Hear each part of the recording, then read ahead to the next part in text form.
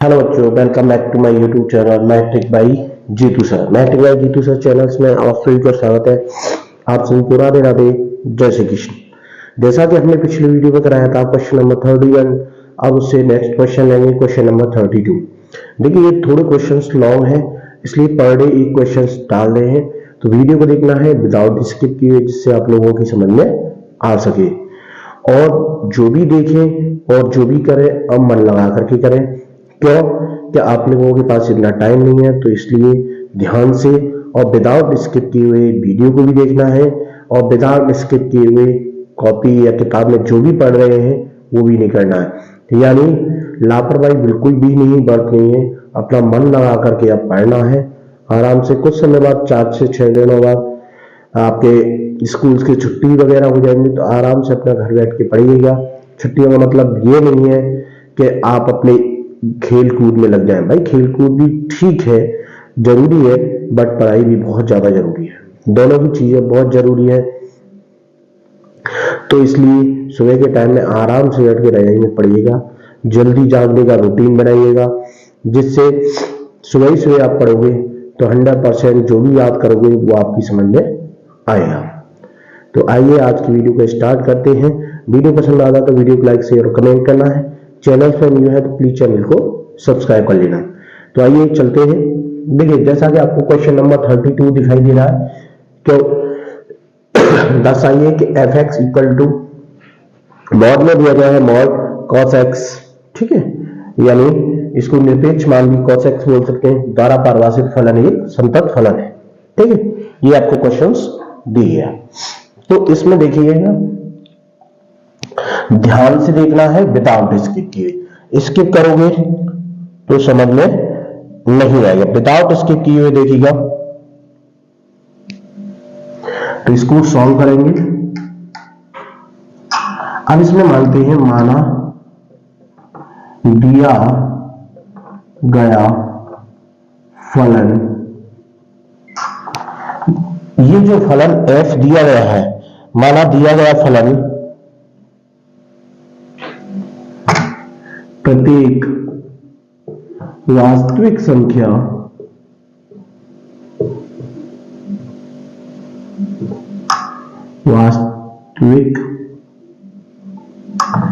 दिया गया फलन प्रत्येक वास्तविक संख्या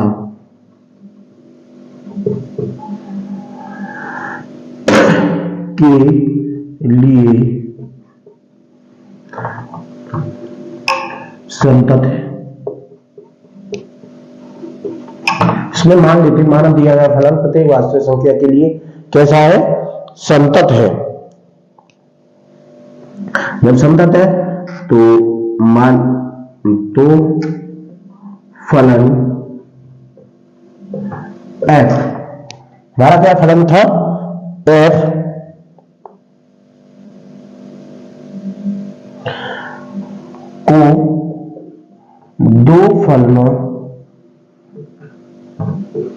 को दो फलनों g, h के संयोजन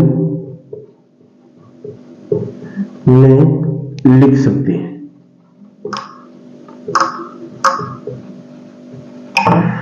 तो फलन f को आपके दो फलनों g और h के संयोजन में लिख सकते हैं।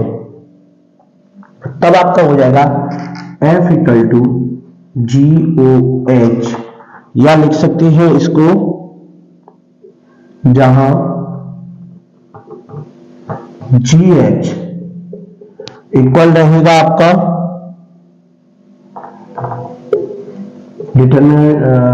डिटरमिनेंट x, या आपका रहेगा निरपेक्ष मान x है, और आपका HX, ध्यान से देखिएगा, HX बराबर रहेगा आपका cos x। क्लियर है? यानी अगर निरपेक्ष मान दो संयोजन मानेंगे तो संयोजन आपका ये रहेगा, ठीक है, जहां HX बराबर हो जाएगा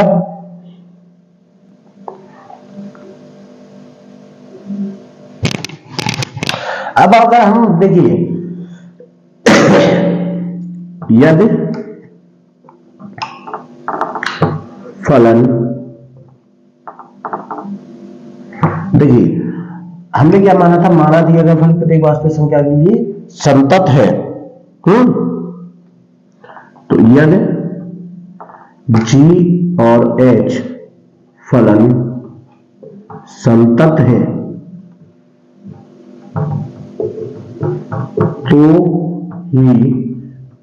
तो ही फलन f संतत होगा। समझ में आ गया? अगर हमारा g और h दोनों फलन संतत है तभी f क्या होगा, संतत होगा। क्लियर है? यानी इसके ही दो संयोजन माने थे हमने ये f के फलन के। अब हमें प्रूव करना है g और h। समझ में आ गया? g और h लेकर के चलेंगे। तो आप लिखते हैं इसलिए g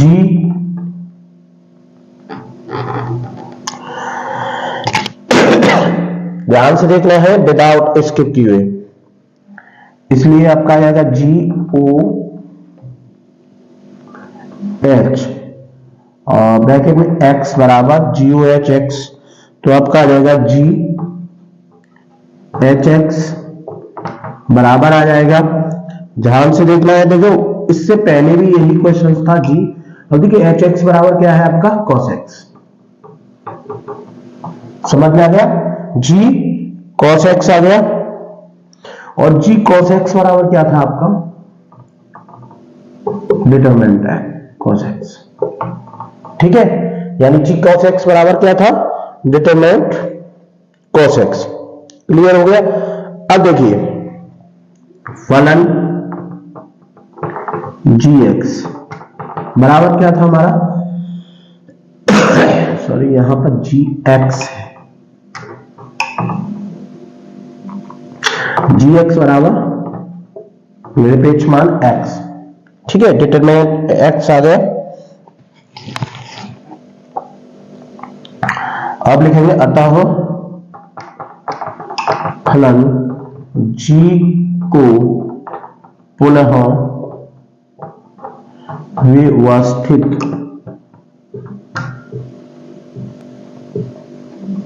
करने पर, g को हम पुनः व्यवस्थित करें तो देखिए आपका हो जाएगा gx इक्वल, ध्यान से देखना है, माइनस एक्स प्लस एक्स। देखिए निरपेक्ष मान में आपका माइनस भी होता है और प्लस भी होता है, दो मान होते हैं किसी भी निरपेक्ष मान में। यदि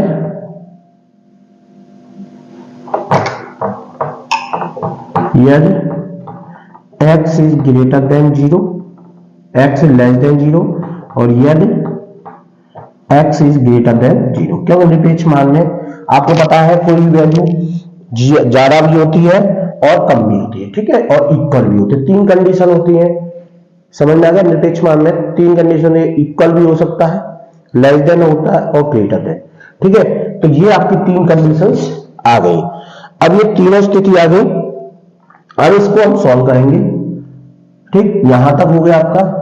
अब देखिए इससे आगे हम लेंगे इसको, इससे आगे, तो ध्यान से देखना है विदाउट स्किप।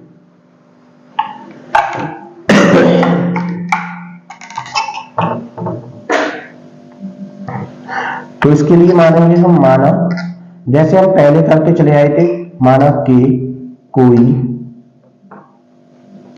वास्तविक संख्या है, तो आपको दिया गया है gx इक्वल टू माइनस, देखिए k कोई वास्तविक संख्या है तो इसके लिए तीन कंडीशन हो जाएंगी। पहले मान लेंगे k is less than 0, k equal 0, k greater than 0, first, second और आपकी थर्ड। ये तीन कंडीशंस बन गई। अब तीनों कंडीशंस को एक एक करके हम क्या करेंगे, प्रूव करेंगे। ध्यान से देखना है, तीनों कंडीशंस को एक एक करके प्रूव करेंगे।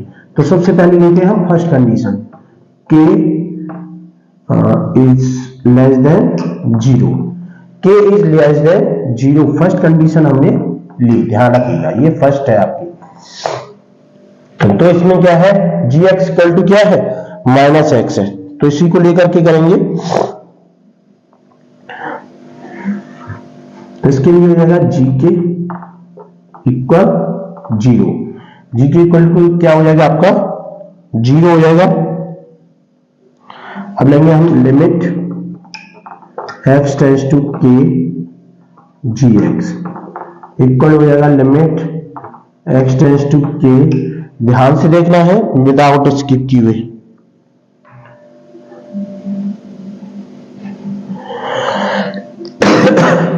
माइनस एक्स हो जाएगा बराबर 0। क्लियर है, ये क्या हो जाएगा आपका 0। तो इसके लिए हम अब आपने देखा यहां लिमिट x टेंड्स टू के जी एक्स बराबर हो गया आपका जी के, ये बराबर किसके है आपके जी के। तो ध्यान से देखिएगा ये इसके किसके बराबर है जी के, तो हम लिख सकते हैं अतः फलन जी 0 से छोटी सभी वास्तविक संख्या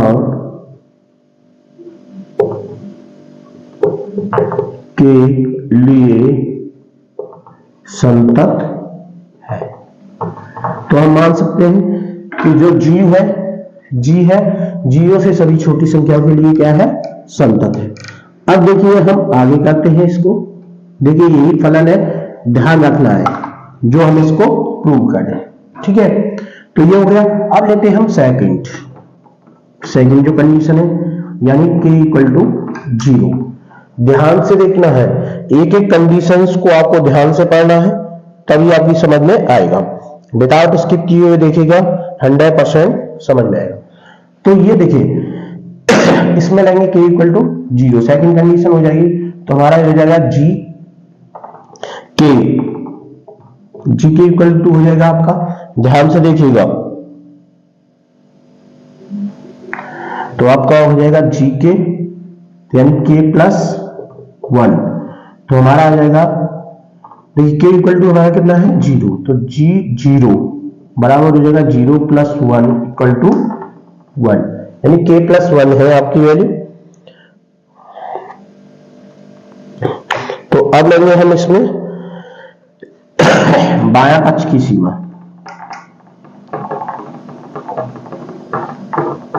बाएं पक्ष की सीमा बराबर limit x tends to k minus G X, समझ में आ गया। तो इसमें आ गया आपका जी एक्स, तो हम लिखेंगे इसमें limit x tends to k minus X बराबर आ जाएगा आपका 0। इस पे क्या है आपका 0 है। अब ऐसे लेंगे दायां पक्ष की सीमा,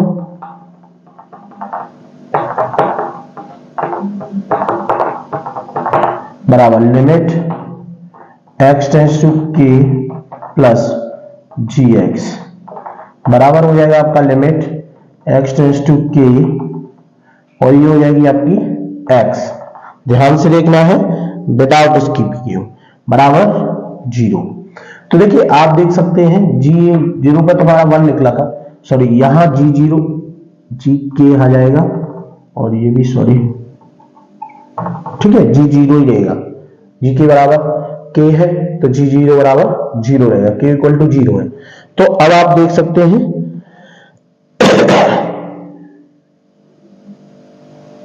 तो देखिए x बराबर 0 पर सॉरी x बराबर नहीं k बराबर 0 पर फलन,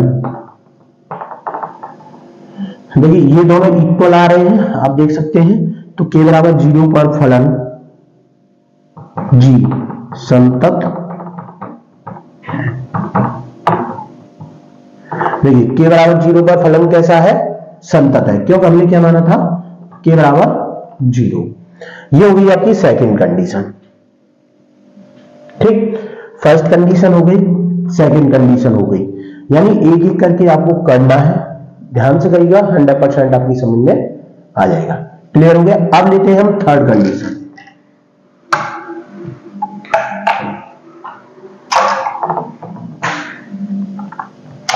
देखिए कंडीशन नंबर आपकी रहेगी थर्ड। थर्ड में आपको दिया गया है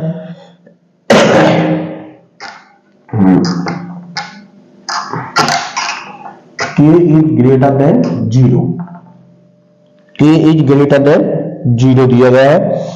अब देखिए तो इसमें भी हो जाएगा हमारा gk इक्वल 0 रहेगा। अब लेंगे हम लिमिट, लेंगे limit x tends to 0 gx,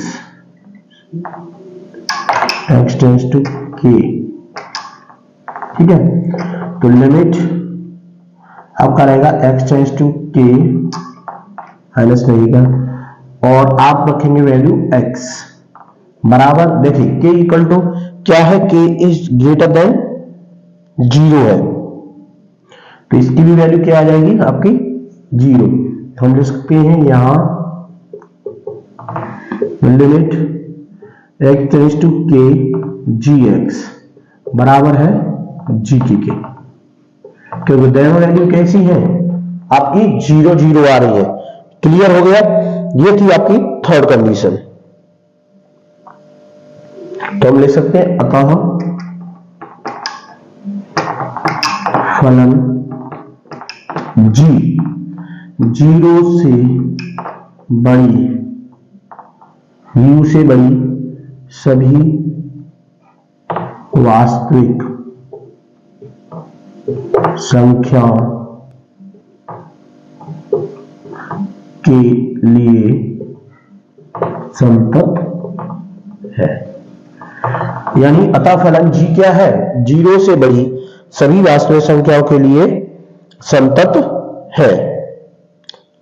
clear हो गया। यानी g के जो तीनों मान थे, g क्लियर हो गया। अब देखिए यहां तक तो आपने gx वाला फलन कर लिया, तो हम लिख सकते हैं, देखिए इसमें लिखेंगे हम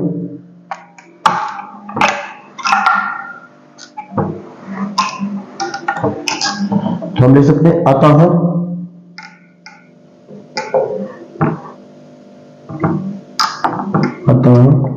फलन g सभी वास्तविक संख्याओं के लिए संतत, यानी g सभी वास्तविक संख्याओं के लिए कैसा है, संतत है। अब देखिए एक और फलन था आपके पास hx, hx बराबर था आपका cos x। क्लियर है। hx बराबर क्या था आपका cos x। तो इसके लिए मान लेंगे माना कि कोई वास्तविक संख्या है, k कोई वास्तविक संख्या है, तो आपका हो जाएगा h के इक्वल cos के, ठीक है। h के इक्वल टू क्या हो गया आपका cos के हो गया। तो हम लेंगे इसमें limit x tends to k और hx इक्वल टू हो जाएगा आपका limit x tends to k cos के इक्वल टू, ध्यान से देखना है विदाउट स्किप किए हुए, तो ये भी आपका कितना हो जाएगा cos के, क्योंकि आप पहले भी प्रूव कर सकते हैं h इक्वल टू, तो वही निकलता है आपका cos के। तो यहां हो जाएगा यहां limit x tends to k hx बराबर h के, यानी दोनों क्या है बराबर है। अतः फलन f, अतः फलन h, ध्यान रखिएगा, अतः फलन h सभी वास्तविक संख्याओं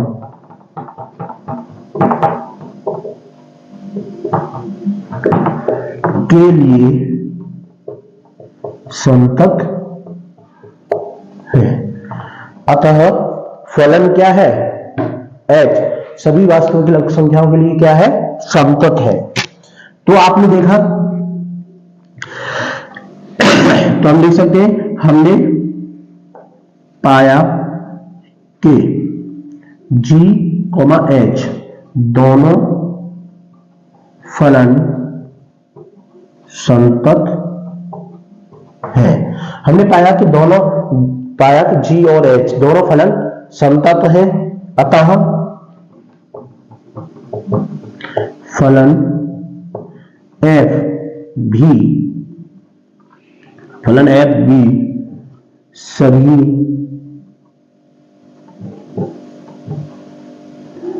फलन f भी सभी वास्तविक